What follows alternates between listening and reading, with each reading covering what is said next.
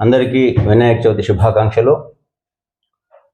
ఈ రోజున చాలామంది యూట్యూబ్లో వినాయక చవితి పూజ, గణపతికి పూజ ఎన్ని గంటలకు జరుపుకోవాలి, పొద్దున్న 2 గంటల వరకే చవితి ఉంటుంది కదా, తర్వాత ఉండట్లేదు కదా, మరి ఎప్పుడు చేసుకోవాలి అని చెప్పేసి చాలామంది అడుగుతున్నారు.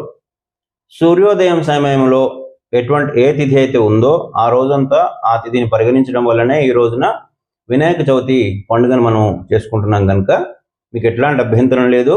రోజంతా ఎప్పుడైనా చేసుకోవచ్చు. ఈ తెలియని మిడిమిడి జ్ఞానంతో ఎవరెవరో పెడితే మీరు ఎప్పుడైనా ఈ పండుగకి ఇట్లాంటి కొత్త ఆలోచనలు ఉన్నాయా? ఇప్పుడు కొత్తగా ఎందుకండి? కావాలంటే వర్జం చూసుకోండి, దుర్ముహూర్తం చూసుకోండి, అంతే తప్ప ఎన్ని గంటల వరకే చేసుకోవాలి అన్నది ఏమీ లేదు. అందరూ సంతోషంగా వినాయక చవితి రోజంతా ఎప్పుడైనా కూడా గణనాయకునికి పూజ చేసుకోవచ్చు.